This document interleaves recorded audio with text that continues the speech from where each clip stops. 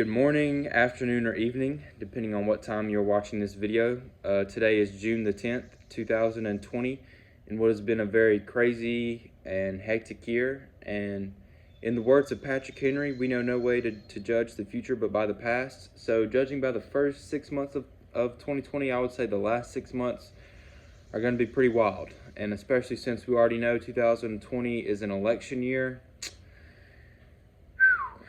Okay, so we're just looking to make it through at this point. We're just looking forward to December 31st and then January 1st, 2021. But in these crazy times with everything that's been going on in the news and all that, I wanted to bring something encouraging to talk about. I didn't just want to harp on all the negative, but it was hard. I tried to think of something, really encouraging, just to put something good out there, but I was really having a hard time thinking about it. But then I got to thinking about this little part of this book that I've read. The book is called 12 Rules for Life by Jordan Peterson.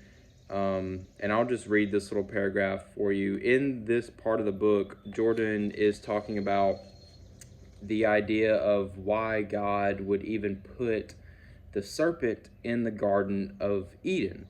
And so we kind of go through the whole, Jordan Peterson is a psychologist, so he kind of goes through the whole, child-parent relationship and all that. But I'll just read this little paragraph. And even if it were possible to permanently banish everything threatening, everything dangerous, and therefore everything challenging and interesting, that would mean only that another danger would emerge, that of permanent human infantilism and absolute uselessness. How could the nature of man ever reach its full potential without challenge and danger? How dull and contemptible would we become if there was no longer reason to pay attention? Maybe God thought his new creation would be able to handle the serpent and considered its presence the lesser of two evils. And this is the sentence I want everyone to think about here. Question for parents. Do you want to make your children safe or strong? So whenever, of course, I was trying to think about something encouraging to say, and, with all this going on, I was reminded of that quote because, later or earlier in the chapter and afterwards, he, talks about if parents were to just lock their children in a basement and, it would keep them away from, all the drugs, all the alcohol, all the bad influences, everything bad on the internet, all this bad stuff. Yes, it would keep them away from all that. But if you do that, then you're not helping them and you're not helping yourself, because eventually you're going to have to be confronted with the real world. And eventually, if you keep that kid locked up, he or she is going to crumble instantly whenever they are met with the real world and reality and all these struggles. So he of course is a psychologist and sociologist, and he was talking about how you have to find a balance between, giving yourself tests and challenges while also not pushing yourself too hard. And so, whenever I was thinking about this quote and I was thinking about the dichotomy of the child-parent relationship, it reminded me of Mark chapter 10. And one of the short little stories in Mark chapter 10 is the story of how a bunch of parents brought their children to come see Jesus. And, of course, we all know the disciples at first were like, hey, Jesus is busy. We're not a politician. We don't, need children around here, blah, blah, blah, blah, blah. Like, this is serious business. And we know the story. Jesus scolded the disciples, told them that the kingdom of God is for everyone, including children. But I think this is the most important verse out of that whole thing, and it's Mark chapter 10, verse 15. I tell you the truth. Anyone who doesn't receive the kingdom of God like a child will never enter it. Okay? So Jesus says here that anyone, not just including children, but anyone who doesn't receive the kingdom of God like a child will not enter it.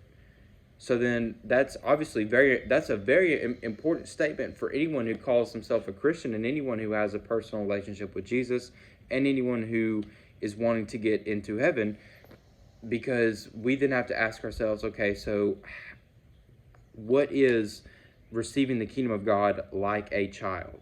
Okay, how do we do it like a child? Because especially in modern day, whenever somebody says, hey, you're acting like a child, they're telling you, like, they're not being nice. They're telling you, hey, you're being immature.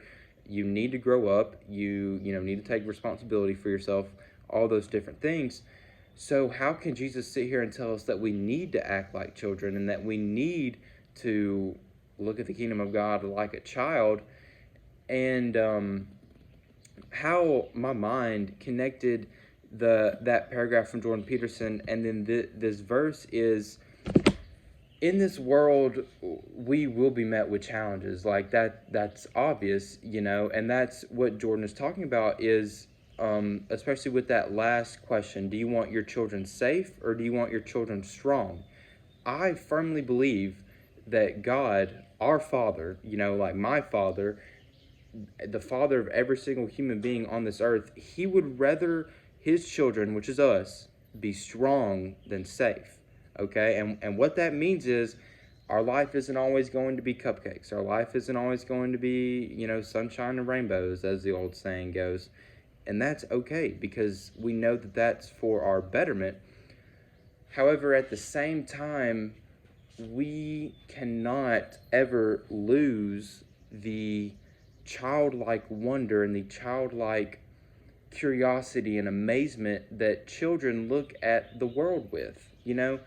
One of the, of course, I wouldn't know personally, I'm not a parent, but one of the greatest joys of parenting, I would have to believe, is getting to watch your children grow up and experience things for the first time, swimming in the ocean for the first time, catching a fish for the first time, being able to ride this certain roller coaster for the first time, riding a bike for the first time, all these different things that these kids, whenever they accomplish it, they're like, oh my goodness, or whenever they're able to do it, they're like, this is amazing, this is the best day of my life. But as parents, we don't really think about, oh, riding a bike, we don't really think about that too much unless we're trying to, like lose weight or something. We don't really think about riding this roller coaster or, swimming in the beach as this like amazing thing. And I think that's what Jesus is talking about here is, whenever, we are adults, this world is going to put us through the ringer, and, we're going to be hardened by that. And obviously as adults, we're going to have more responsibility than children, and we're going to have more people relying on us than children will. So whenever us as adults are compared to children, we're going to be more hardened, and we're going to have more responsibility. We're going to have to be more mature, and we're going to have more people depending on us. So because of that, we sometimes lose that, wonder that we look at the world with, and especially that wonder and joy and amazement that we look at the gift that God has given to us through his son, Jesus. We honestly, a lot of times lose it because, and again, just a random example, kids, like looking up at the stars. A 6-year-old may be just absolutely amazed by that. Like he or she just may sit out for a whole hour at night looking up at the stars. But an adult, unless you're like some scientist who studies, constellations, you're probably not going to do that. Why? Because you've been around on the earth for a much, much longer time. You've probably seen tons of nights where the stars were out, and you were just like, yeah, that's pretty cool, but I'll probably see it again, tomorrow or sometime next week or whenever. And I think that's what Jesus is warning us about here is, don't ever take the gift that God has given us for granted. And I'd like to close out with a quote that I heard from a business guy, but I mean, it really can it can apply to any aspect of life, especially Christianity. The quote went, successful people don't negotiate price, they negotiate worth. And what that means is, successful people, they don't sit there and think about, okay, well, starting this business, what is it going to cost me? Well, I'm going to have to give up this, this, and this. They think about, okay, starting this business, what can that give me? Like, what can I get from it? And I think that's an important quote to think about, especially whenever you look at the context of Mark chapter 10, because immediately after the story with the children, it's the very famous story of the rich man who comes to Jesus and he says, hey, like, I've followed all the commandments, I've done everything right.